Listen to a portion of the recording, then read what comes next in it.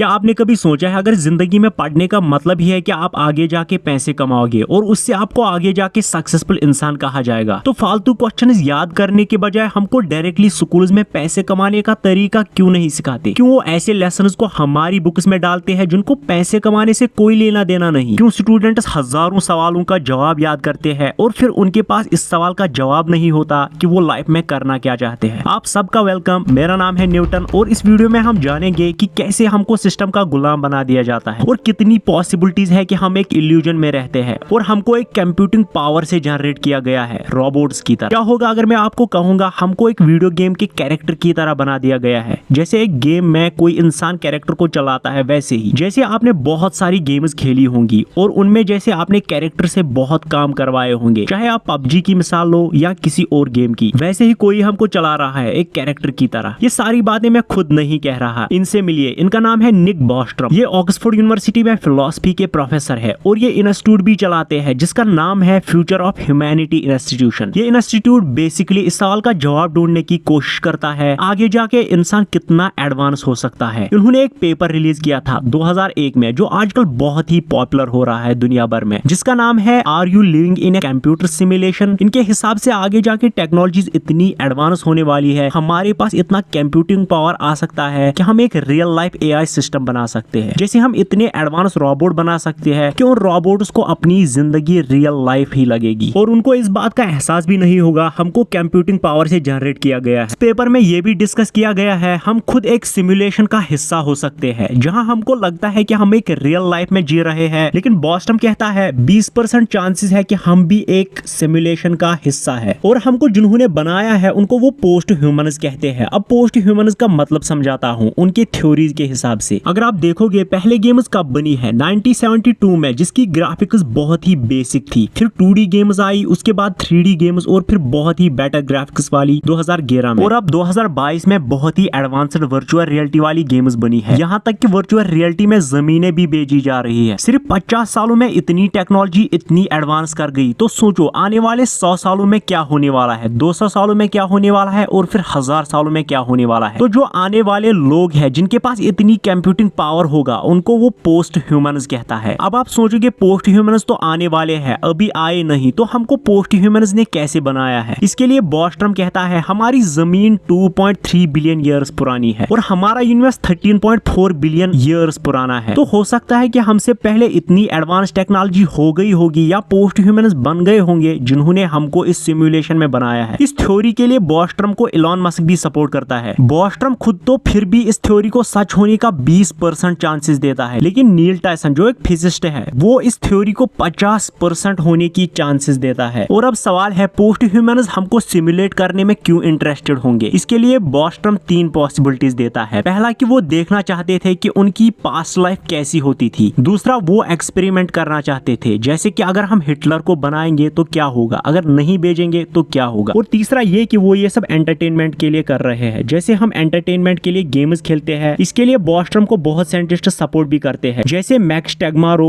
जो एक कॉस्मोलॉजिस्ट है, या जेम्स गेट। लेकिन कुछ अपोज भी कर रहे हैं, जैसे 2 रिसर्चर्स ने एक पेपर पब्लिश किया है साइंस एडवांस जर्नल में। उनके हिसाब से जिस तरह का क्वांटम फिनोमेनन जो हमारे मेटल्स में पाया जाता है उनको सिमुलेट करना इम्पॉसिबल है। बॉस्ट्रम उन पेपर्स में ये भी लिखता है अगर आप सोच रहे हो अगर पोस्ट ह्यूमन्स हमको रन करते हैं तो दुनिया में इतनी अमीरी गरीबी क्यों है? जिसके लिए बॉस्ट्रम कहता है जैसे एक गेम में विलन होता है तभी उस गेम में खेलने में मजा आता है, जिसकी वजह से पोस्ट ह्यूमन्स ने इस सिमुलेशन में अमीरी गरीबी रखी है। बॉस्ट्रम की थ्योरी किस हद तक सच है मुझे नहीं पता, लेकिन हमको दूसरे लोग जिंदगी में जरूर सिमुलेट करते हैं। और जैसे मैंने पहले ही कहा था हमको स्कूल में डायरेक्टली पैसे कमाना क्यों नहीं सिखाते हैं? क्योंकि हमें बस पैसे की अहमियत सिखाते हैं, जॉब मिलेगी, लाइफ सेट होगी। वैसे हमको ये नहीं सिखाया जाता कि हम उन पैसों को कमाए कैसे, और इस सवाल का जवाब हमको खुद ढूंढना पड़ता है। हमको लाइफस्टाइल दिखाया जाता है और हम आखिरकार रेड ट्रैप का शिकार हो ही जाते हैं, जहां हमारी बस जरूरतें ही पूरी हो पाती है हमारी सैलरी से। और इस तरह हम सक्सेसफुल बनने के बाद भी जब हम रियल लाइफ में भी जी रहे हैं फिर भी हमको सिमुलेट किया जाता है, क्योंकि हम खुद को आदतों का शिकार बना देते हैं और वो आदतें फिर हमारी कभी पूरी नहीं होती। अगर आपको वीडियो अच्छी लगी तो प्लीज वीडियो को लाइक कर देना और चैनल पे नए हो तो प्लीज चैनल को सब्सक्राइब कर देना। Thank you so much. मिलते हैं किसी नए वीडियो में।